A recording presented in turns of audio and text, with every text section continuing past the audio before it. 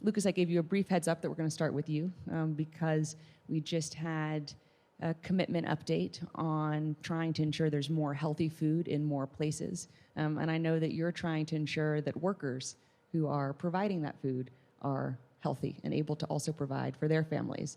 And we know that so many of our agriculture workers are among the most vulnerable Americans. Could you share a little bit about what you're doing to try to ensure that agriculture workers are kind of less vulnerable and more enfranchised and more able to map their own futures in our country?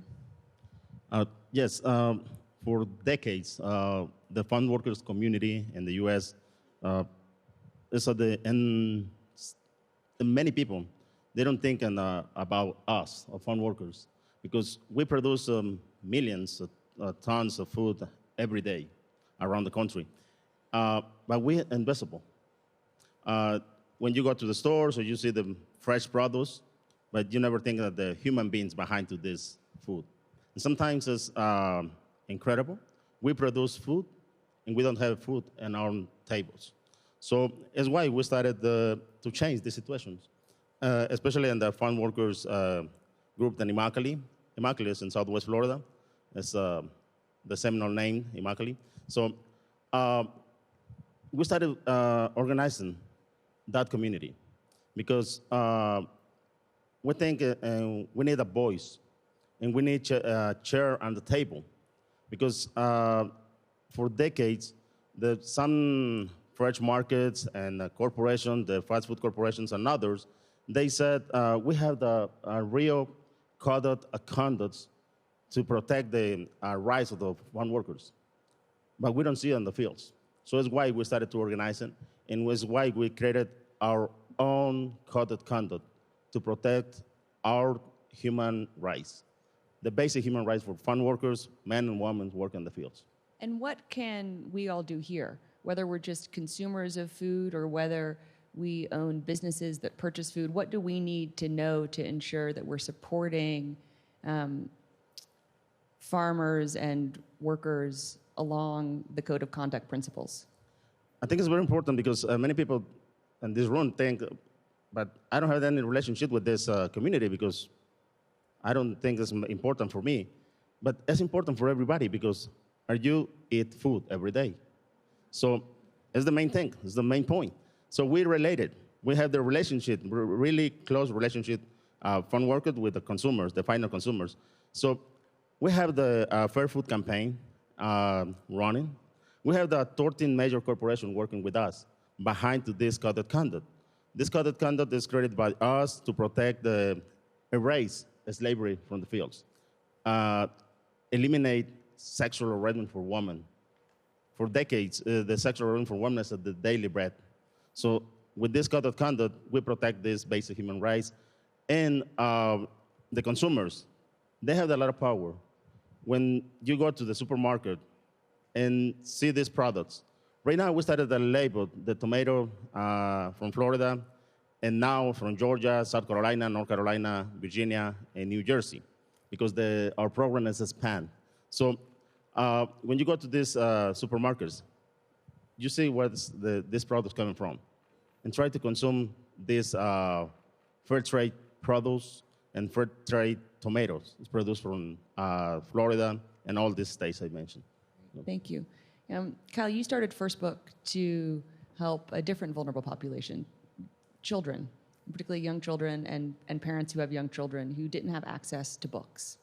And now First Book is actually really expanded in the work that you do today. Can you talk a little bit about kind of the model of First Book and what you're doing today to ensure that kids don't walk into kindergarten starting so far behind they might never catch up? Sure, we did. We started First Book about 24 years ago, and we started with a very simple idea. We were trying to provide a supply pipeline of the highest quality books and educational resources, basically to anyone serving kids in need, children 0 to 18 years old, traditional classrooms, preschools, after-school programs. And we've built two big jet engines. One is called the First Book National Book Bank, and that is a system that works with the publishers on excess inventory. In the US and in Canada, the publishing industry is based on consignment. So anything that doesn't sell at retail, huge volumes of books come flying back to the publishers. And no one had sort of stepped into that space to make that inventory usable for children in need. So the First Book National Book Bank does just that. It places currently about 10 million books annually, and it's growing all the time. The second jet engine is called the First Book Marketplace, and the First Book Marketplace is our newest enterprise, and I think it's our most important work. What we've done is we've recognized that the fundamental issues of access to books and educational resources will never be solved until we redesign the publishing industry and we get rid of consignment. Because what happens with consignment is a publisher is forced to elevate the price of their product at retail to cover themselves for all the inventory that's coming back. So, I think an MBA way of describing it is to say it's really messed up, because you end up with a price point of about $18 for a premium picture book, and what you have then is a market with a product that really fundamentally can only be accessed by the top 5 or maybe 10% of the US population. And that's not good for anyone. So we built an online marketplace. It's all nonprofit. It's a program of First Book. We offer about 6,000 titles at any given time. These are not excess books. These are like the best in show. These are books that are available at retail, often award-winning titles.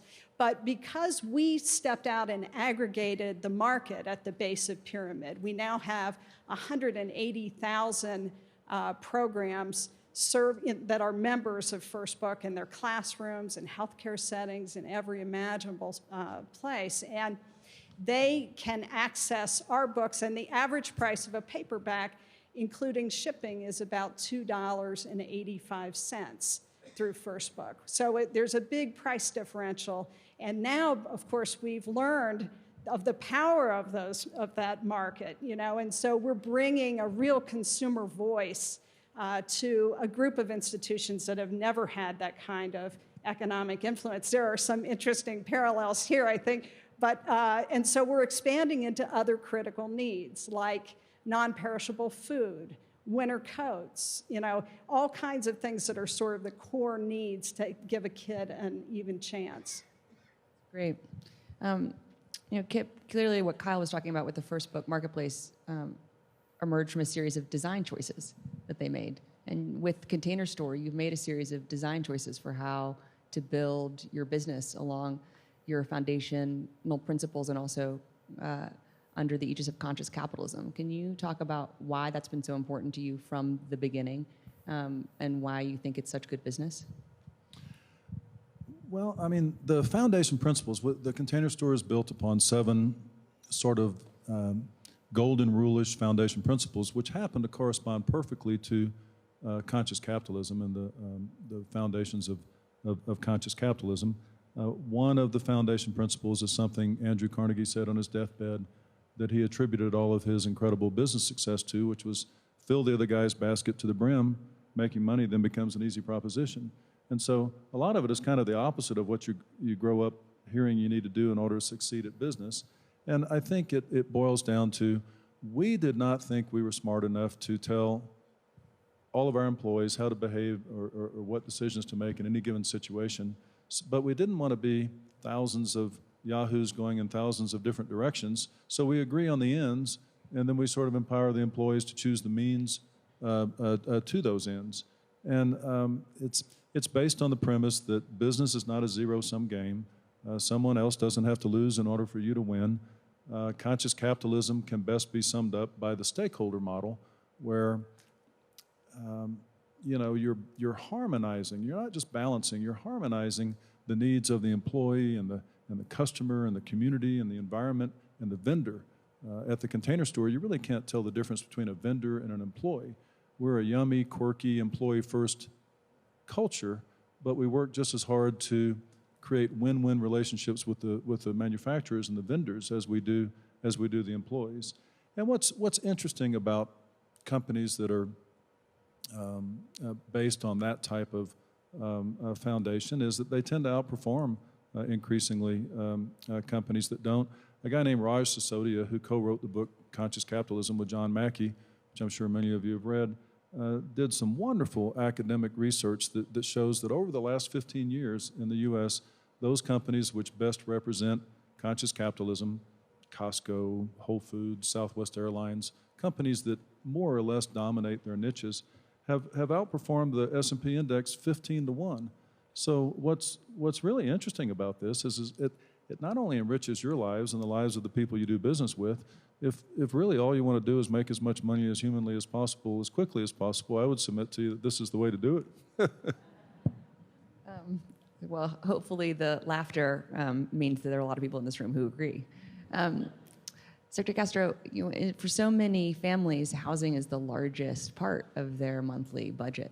And so clearly, your remit to help more families find more housing that's more affordable for them to be kind of better able to chart their own American dream is so fundamentally crucial to this conversation of kind of how to map making it in America. How do you think we're sort of doing on that question of affordable housing? What should cities be doing more of, kind of from your perspective of having been a mayor? What do states be needing to do more of? And also, what can NGOs and companies also do more of? This is HUD's 50th anniversary. Lyndon Johnson, President Johnson, inaugurated the department in 1965.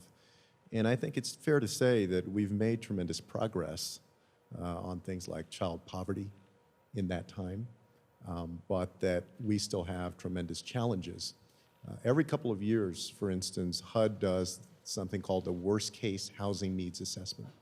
And the last one we did a couple of years ago found that there are 7.7 million families out there who are either paying 50% or more of their income in rent, or living in substandard housing, or both of those things. And just last week, the National Low-Income Housing Coalition put out a report that folks may have seen in the news that did this really, I think, eye-opening analysis that said that nowhere in the United States can you afford a two-bedroom apartment or home to rent on a minimum wage salary. And that with the exception of a few communities in the Pacific Northwest, folks can't even afford on minimum wage a one-bedroom apartment. So you get a sense of the gravity of the challenge out there. And then we think about the fact that we're a very urban nation, and why have people come to cities over the generations? They've come to cities because cities had this sort of blueprint, this foundation for upward mobility. And what HUD wants to be a part of through our work in affordable housing, the vouchers that we deliver to folks in Section 8, the traditional public housing that we invest in, things like community development block grants and home funding that make housing creation more possible, is we want to address that affordable housing component so that more folks can live comfortably in a decent, safe place. The second thing that we're working with communities in is not just stopping, though, at the four walls and a roof, going beyond that. And what I mean by that is breaking through the silos of understanding that it is housing and education, it is housing and having a good job that you can make a living wage so you can support your family on. It is housing and including everybody in upward mobility. And over the last several years, probably the most promising thing that we have done is place-based work. So building off of Hope 6, we now have Choice Neighborhoods that looks at the overall quality of a neighborhood that has public housing, but how do we also improve the schools, access to transit, the infrastructure, access to good employment. We also have initiatives like Jobs Plus that works with local communities to make sure that folks have the training and the skills they need to actually be a part of the local economy. I think the number one thing that local leaders can do is to organize themselves across those silos. So when I was mayor of San Antonio, that meant that we'd sit down at the table with the head of the local community college district, the head of the public utility, of the local transit agency, of the big university there, of the housing authority, where the decision makers have the maps on the table and the list of resources and plans for the future and think holistically about improving those communities. If folks can organize themselves in that way, the leverage that they can get from the federal government, from nonprofits, from the private sector, I think goes up exponentially, and we're encouraging folks to do that. Kyle, did you kept nodding. It's just really heartening. I think sometimes we get really bad at solving problems when it's an us and them in this country. Whenever there's a dividing line and somebody's on the other side of the gated community, those are problems we struggle with: housing, food insecurity, education, and other problems, that cut across all that, breast cancer, and that, everyone's got their T-shirt on and running because it's all of us in it together. And I think that we need to get, these strategies are really, really inspiring because it gets us past that and we begin realizing how interdependent we are. Good. I think you shared earlier you have 71 stores. Is that right, with the Container Store? How do you think about kind of those stores as mechanisms for community engagement and supporting what your employees are working to build sort of for the future in their own communities? Well, it's that stakeholder model that I talked about includes the community. We actually put the employee first among all those stakeholders. We're kind of focusing on the employee even more than the other stakeholders, in the belief that if you truly, and I mean really and truly, take better care of the employee than anybody else, they really and truly will take better care of the customer than anybody else. If those two people are ecstatic, there's a good chance your investor is going to be ecstatic as well.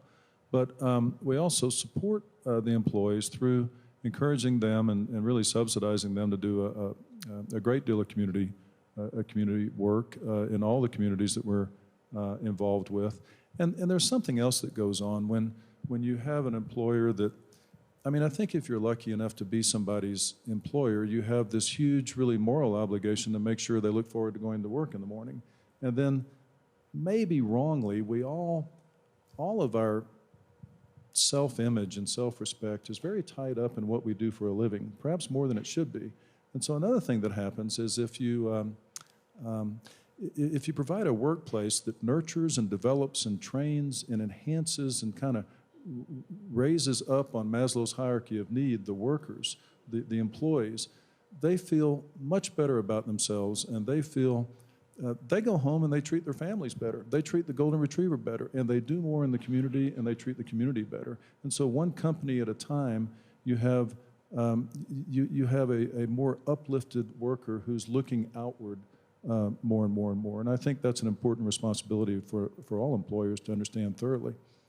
Lucas? Yeah, I think it's very important when there's the big corporations, the big producers invest in my case, on workers, because when you spend a little bit money and increase wages and better conditions for workers, you have the happy workers, and you have the good production, and you don't need to train in every year a new worker and spend money in this, and you lose money. So when you invest money in your farm labor, and you have the established workers, for years, in my case, we're not employees. For many years, these producers, they saw us loud about machines. They don't think we are human beings. So now, and the first time, these corporations and this agribusiness, they tell us, "Are you my employee?" So it's a change. It's a big change for us. So now we are more happy. We're doing more production and more established workers.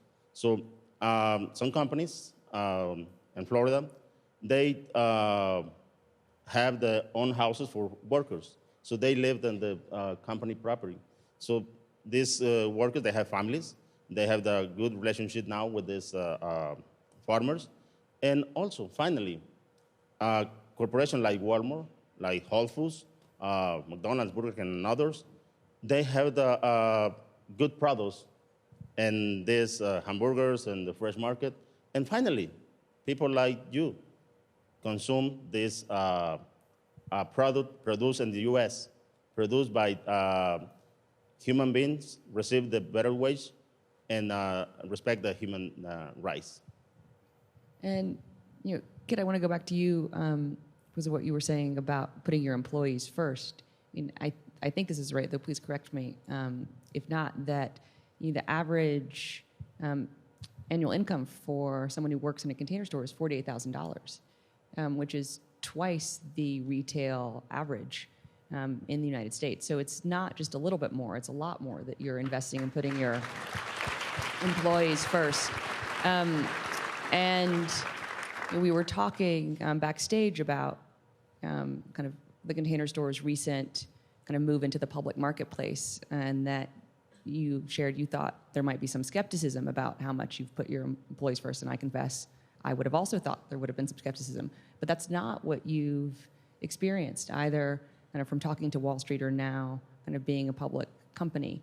Do you think the results are just so strong that they speak for themselves, or do you think there is starting to be a shift to kind of more companies realizing they need to be like Walmart and putting kind of a produce that is fairly produced kind of first in the aisle, that we need more corporate leaders like you who have foundation principles that you hew to over 40 years of growing your company? I mean, what do you think explains kind of why Container Store has been so well received kind of from the public marketplace, given that sort of some of your costs are just a lot higher than some of your competitors? Well, I was surprised on the IPO roadshow that Wall Street wanted to talk to me about conscious capitalism and the foundation principles. I thought they would roll their eyes and think kumbaya, and it would be kind of embarrassing to talk to Wall Street about these things. It's quite the opposite. I mean, word is out. I mean that you're the compensation philosophies of the Container Store and so many other companies now are absolutely a profit strategy. I mean, they're not altruism. We really believe that we hire great people. We call it 1 = 3 great people. That's who we hire. And we're very selective about that process. And our turnover rate is 10%, in an industry that's over 100%. I mean, annual turnover of employees is only 10%. The average full-time salesperson in the store does make $48,000 a year, which is not an enormous amount of money, but it's a lot of money for a retail salesperson. And I tell you, who wins when you do that? So we're paying 50 to 100% above industry average, particularly for the employees that are closest to the customers. And I mean, I make less than industry average. I think if you overpay the top, it makes it harder to, pay well. So it's sort of an inverted pyramid. But it's not just the company that wins. The employees win, because if you're hiring 1 = 3 great people and you're training them and you're paying them well and they're feeling great about their work and they're looking forward to getting out of bed and coming to work in the morning, they're more fun to work with. I think one of the great things about being a great place to work is you get to work with people that you think are fantastic. And then the customer gets an engaged, really 1 = 3 great person to help them solve their storage and organization problem in the toy storage area. And then the company is getting 3 times the productivity at only 50 to 100% more cost in labor. So it really is a profit strategy.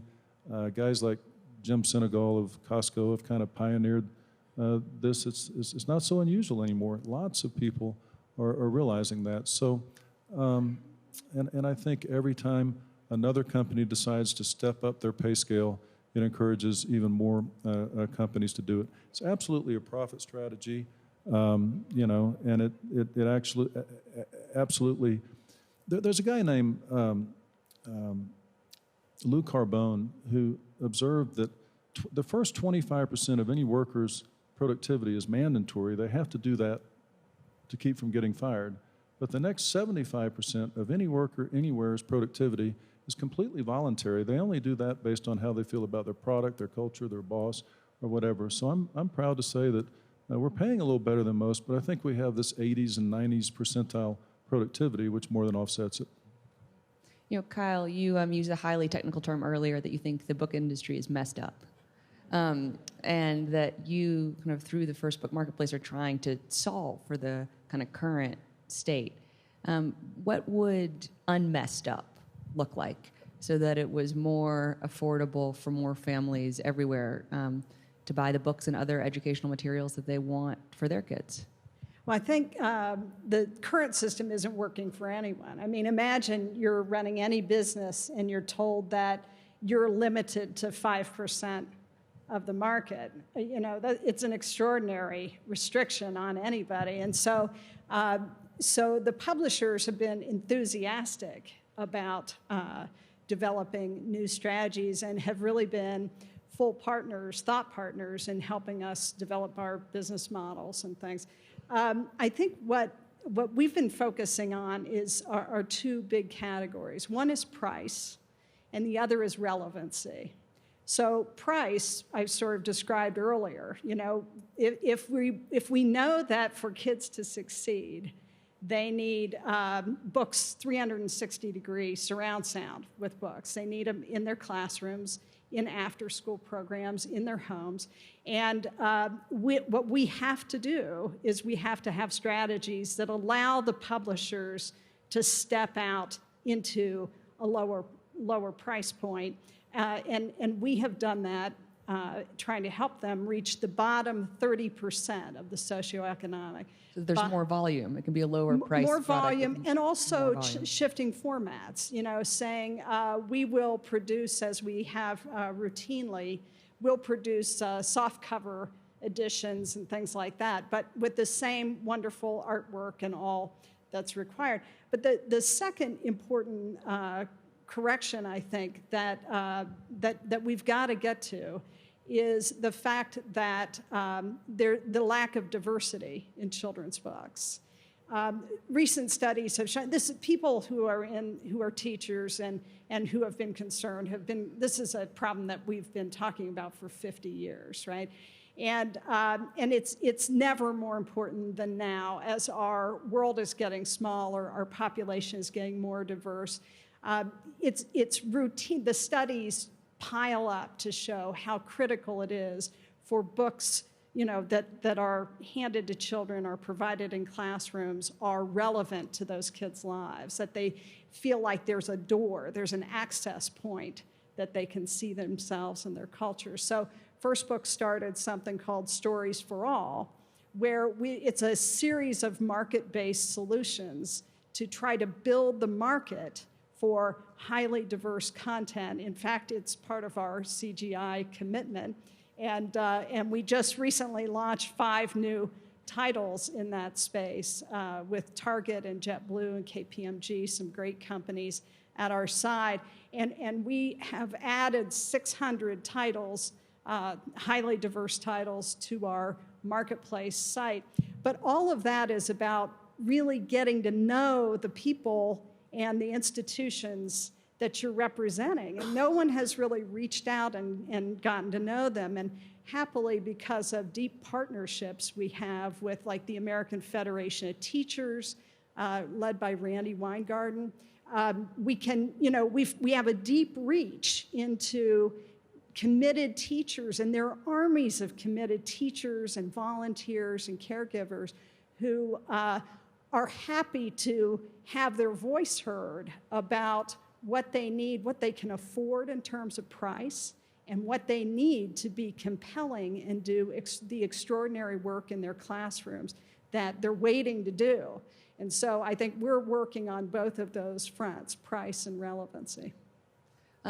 Secretary Castro, you spoke earlier about how, as HUD looks towards its next 50 years, you've shifted a bit to a kind of broader definition of your mandate, kind of thinking about housing as your first but not only priority, and really engaging kind of community stakeholders holistically.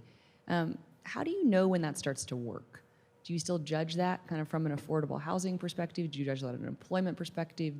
How do you start to know when that kind of, you're like, wow, this is working in this city at this point in time? That is a fantastic question, and it's something that we've actually begun to get our arms around. So, you know, I think it's fair to say that generally the way that we measured whether we're successful is, does a family have a roof over their head? And that is still, I think, the primary way that we're going to measure outcomes at HUD, which is, are we doing our job of ensuring that people have housing opportunities? But we're getting better about also measuring outcomes in terms of the young people, for instance, in public housing communities. How many of those young people do well on their third grade reading or math exams? How many of them actually go on to graduate from high school and then have higher education opportunity? How many of the folks, because we do something like Jobs Plus or Family Self-Sufficiency or something called Ross, that are meant to create more economic opportunity for folks, how many of those working age adults are able to get job training and then actually get employed, or if they're already employed, are able to go up a notch in terms of their position? We have not always been great about measuring those outcomes. And over the next 20 months, that is what we want to accomplish, to put the infrastructure in place of measuring those outcomes, because I believe that when we do, it's going to have a couple of great benefits. First of all, in this resource-constrained environment with Congress, that is our calling card when we can demonstrate that direct link that because of our investments, because of partnerships with great nonprofits, more of our young people are graduating from high school and they're avoiding intergenerational poverty. The second thing is, I think it attracts more partners from the private sector, from the nonprofit sector, and so forth, when you can demonstrate that success and the need that still exists. And we're excited about that work and determined to accomplish it in what we have left of this term. Secretary Castro, I think our first question from Twitter might have been meant for you, but I admit I'm going to ask Kip, because I think he is kind of more well-positioned of any of us to answer. How do you incentivize business to come to disadvantaged communities?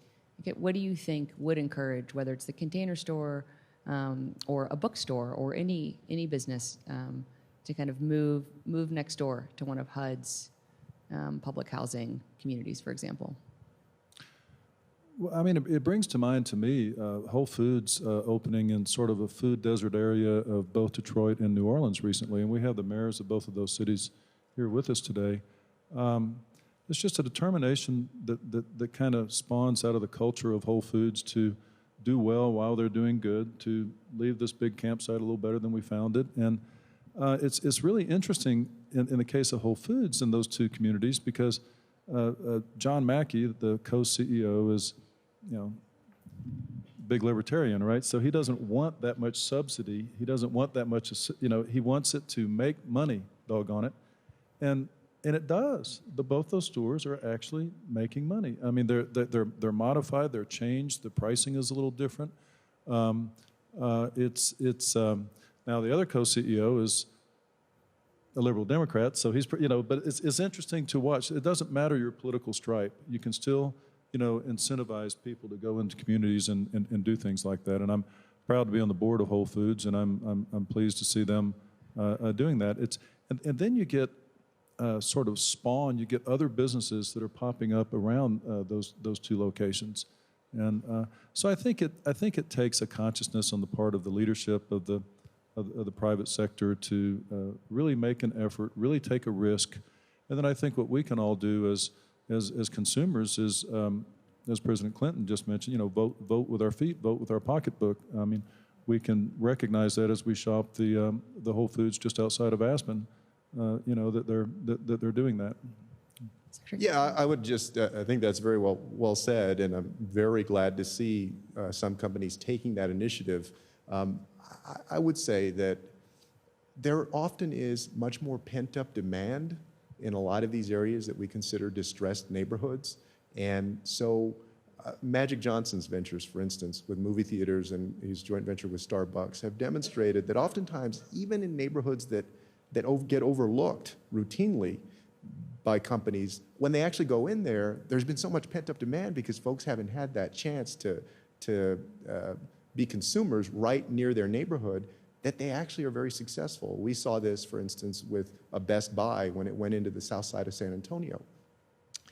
However, I think as local policymakers, you also have an opportunity to help make those areas as investment ready as possible. Ensuring that there is good infrastructure, there is good safety, that we do everything that we can to partner to lift up the quality of life in those communities. And when those two things meet, I think that's where you get the pay dirt and some great opportunity to get one in there and then to build on that momentum and to enhance overall neighborhoods that have been distressed. Kyle?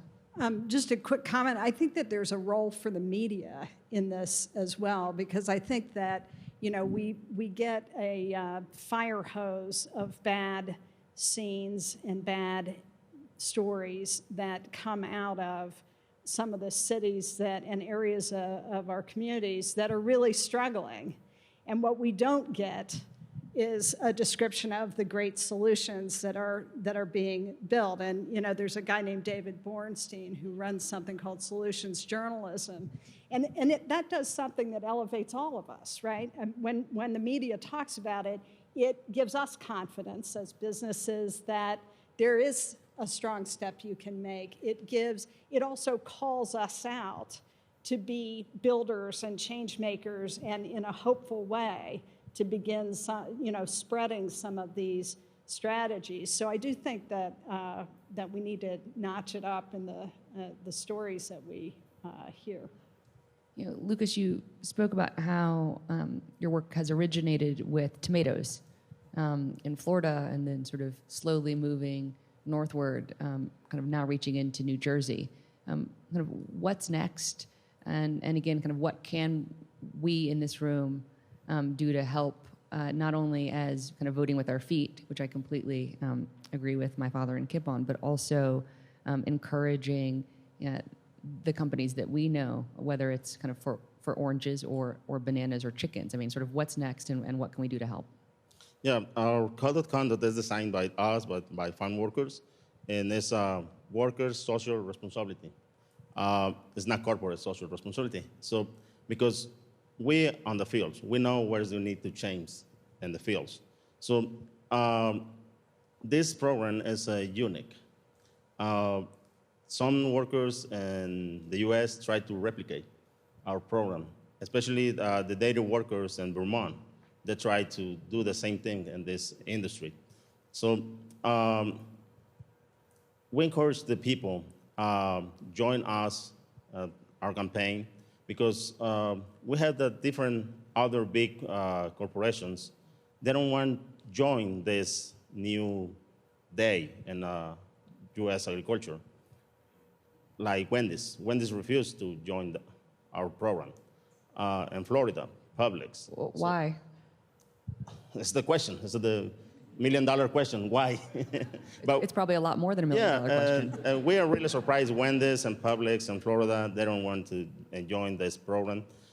So the consumers, the regular consumers, when they go to these stores, they talk to the managers and visit our website, and we had a lot of materials, and support your local farmers and farm workers involved in these situations. Because finally, we want to spend this program on other industries, but next winter, we spend this program in Florida to other crops. Yeah, so, and hopefully, someday, we want to replicate this around the world and other industries too. Great, thank you, Lucas. Secretary Castro, this is definitely for you. From Annie on Twitter, is urban mixed income housing in cities effective for inclusive city development? I believe that overall it has been.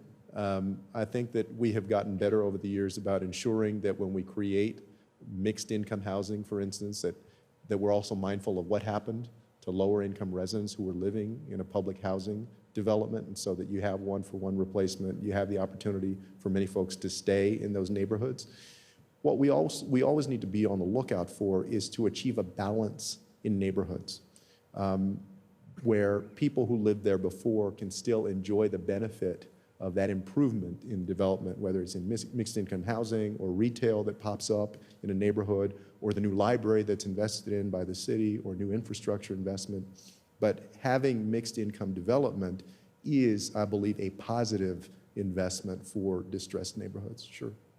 In our last couple minutes, I want to take our last question from Twitter, thanks to Gloria. How do we prepare all women and girls for economic success? And I'll ask each of you to comment on that. Lucas, do you want to start? I mean, since you already spoke about how the Worker Social Responsibility Compact is really helping protect women, farm workers in a very fundamental way.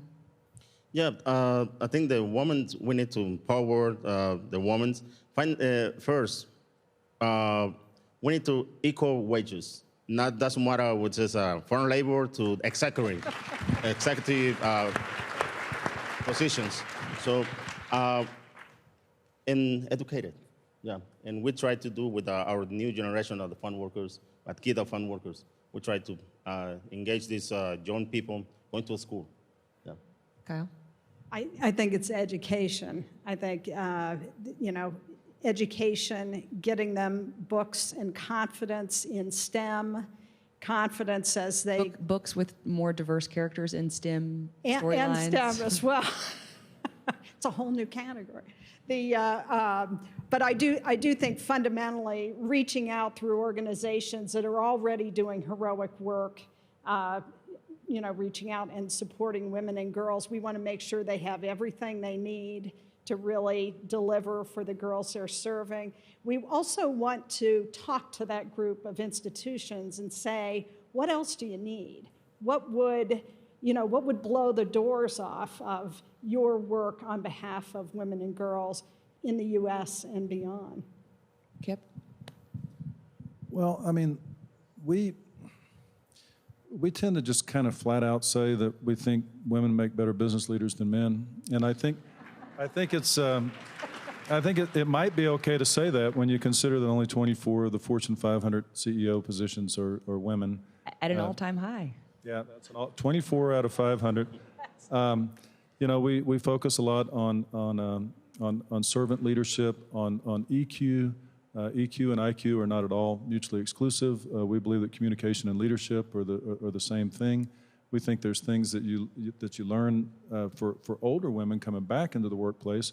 We spend a lot of time training and talking about the similarities between raising a family and managing people. It's not that your employees are children, but there's a great deal of skill sets that go together on those things. So a lot of training along those lines, and of course, in our business, women still buy more housewares than men. So we're hiring our customers, and so I think like 15 of our top 21 positions are women, and we're really proud of that, and we talk a lot about it. Secretary Castro? Yeah, so when I was growing up, my mother was involved in the old Chicano movement in the late 60s and early 70s and ran for city council when she was 23 years old. And her whole life, her purse has been red to symbolize women's pay equity. And so the number one thing I think we can do is make sure that women are paid what they deserve to be paid, like a man. But secondly, longer term is also to invest in education in the STEM fields, in every field, and ensure that young women and girls have the confidence that they ought to have about competing in this 21st century global economy. And then I do believe that there's a role all across the line, including in the public sector, to ensure that women are in positions of power and authority and serve as role models and mentors to younger women and girls coming up. In Japan, for instance, as part of Abenomics, they are making a concerted effort to do this. Now, this is still nascent, and so we don't know what the impact is going to be over time, but that is one way that we have seen where a nation says, we're going to do something about this in the private sector as well. And these are the kinds of things that the United States should at least be thinking about from when girls are young until they're competing in universities, in the private sector, and so forth. Well, I want to thank all of our panelists. I think we all have more work to do to help support each of them in the work that they're doing so that more Americans can indeed make it in our country. Because as you heard in the opening video, the future doesn't happen by accident. But the future certainly is going to be better for all of us if all of us are there. So please give our panelists a round of applause, and thank you all very much.